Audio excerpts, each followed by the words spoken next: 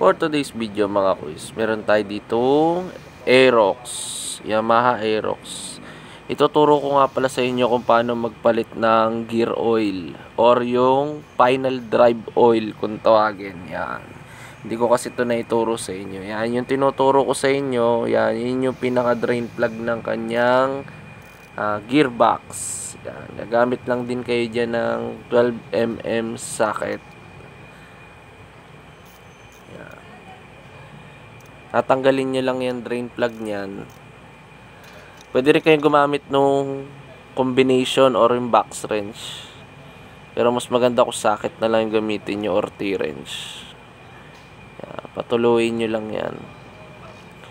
Dito naman sa final drive oil mga kuys, ang recommend po namin dito base sa kanyang shop manual is kay Yamaha ay 12,000 kilometer. Doon lang po tayo nagpapalit ng final drive oil or yung gearbox or yung gear oil kung tawagin yan. Yan, may washer yan dyan mga kuys, yung ating drain plug. Kasi dito naman mga kuys, wala naman kasi siyang combustion. Ang trabaho lang naman niya is mag-lubricate lamang ng mga gearings, mga bearing, yan. Wala siyang combustion dyan. Kaya mapapansin nyo mga kuys, hindi naman siya basta na-item. O yan mga kuys, pagkapunas nyo nung surface nung gearbox, saka nyo ilagay itong drain plug.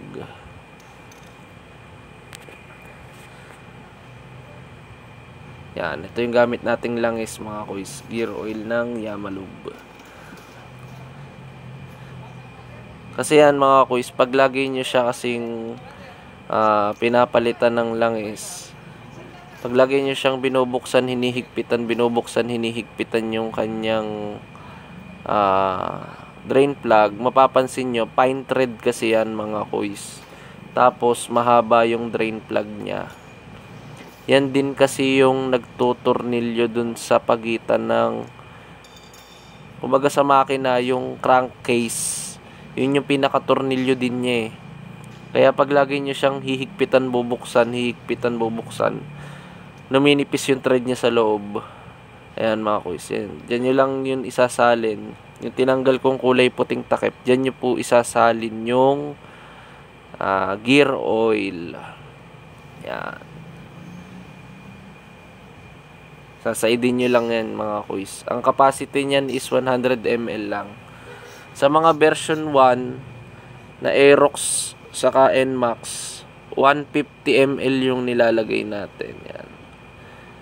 Yan, takpan nyo na yan mga kuys. Huwag nyo kakalimutan yung o-ring yan kasi pag walang o-ring yan magmo-moist at o kaya ay tatagas yan dyan. So yun mga kuys, kung nagustuhan mo itong ating video at natutunan mo, baka pwedeng makipollow naman at makishare ng ating video. Panoorin mo na din at i-follow mo ang aking page, Kuya Mo Ivan. Maraming salamat!